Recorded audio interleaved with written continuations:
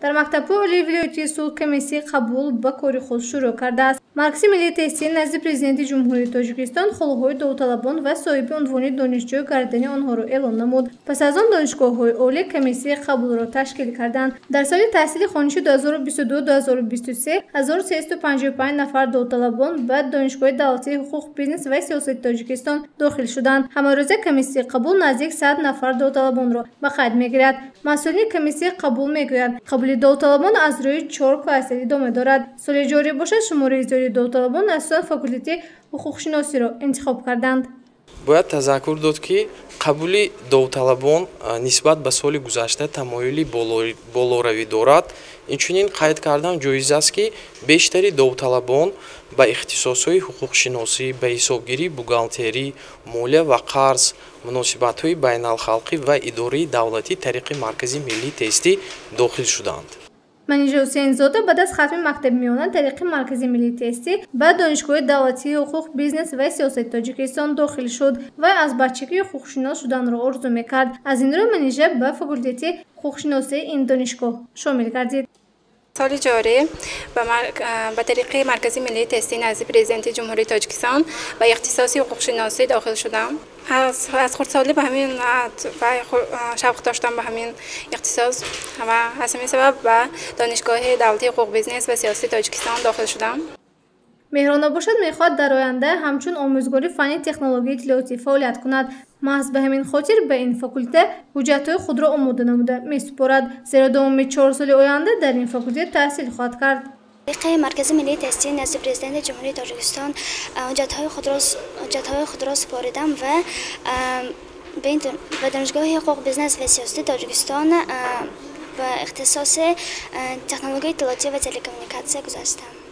به دانشگاه دولتی خوجند به نام اکادمی باباجان غفورов از روی تقسیمات یکم 3595 نفر داوطلبان داخل شدند. دانشگاه مذکور دانشجویان را از روی 5 کلاستر قبول می‌کند. کاتب مسئول کمیسی قبول دانشگاه ابراز نمود که همسال قسم زیادی داوطلبان کلاستر پنجم یعنی طب و ورزش و کلاستر سوم پداگوژی را انتخاب می‌کنند، اما سال جاری به کلاستر یک نیز داوطلب نسبت به سال‌های گذشته زیاد شده است.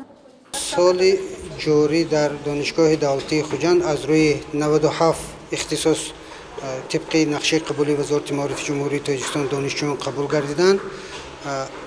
و دانشگاه ما میبایست 4606 نفر دانشجو تقسیمات میشد. خیلی بود سبب‌های به همین ما ابجکتیوی معلوم. عین حال در تقسیمات اول 3595 نفر داوطلبان به دانشگاه ما تقسیم شدند. کمیسی قبول دانشگاه دولتی خوجند امسال در فاکولته تاریخ و حقوق یا اینکه فاکولته تاریخ و حقوق و همچنین در این بنا فاکولته زبان ادبیات روس جوگیر است. این موضع با نام گلستان در بین اهالی مشهور است. سراغ انیق این موضع کوچه شرق سیسه می باشد. فعالیت کمیسی قبول داوطلبان مکتب‌های عالی ولایتی سول باز 5 روز دیگر ادامه می‌کند. کمیسی مذکور از سنه 25 ایول آغاز گردیده تا سنه 6 آگوست دوام می‌یابد. با داوطلبانی که به تقسیمات راه یافتند و خالی آنها به یگان اختصاصی انتخاب کردهشان راست نآمد، تقسیمات تکراری به جای‌های خالی گزارنده می‌شود. سنه 7 آگوست نتیجه‌های دور اول تقسیمات به وزارت معارف با مرکز ملی تحصیل جمهوری تاجیکستان دسترس کرده میشد. بعداً در آزمون جایهای خالی برگزار میگردد.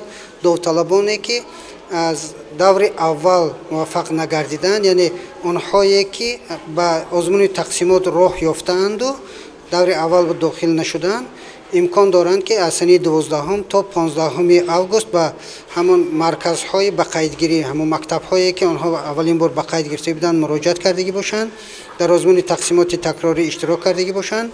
از سنه 19 آگوست تا 23 آگوست مؤسسه‌های تعلیمی انمان نتیجه دور دوم قبول خواهد کرد. در ولایت سول پس از یک هفته دیگر پورا آمار دانشجویان معین خواهد شد، زیرا در این مدت کمیسی قبول فعالیتش را ادامه داده دانشجویان را نام‌نویس و حجت‌هایشان را قبول خواهد کرد. گزارش مهرانگیزی عبداحد و نعیم جان ایوبوف برای برنامه اطلاعاتی خبر.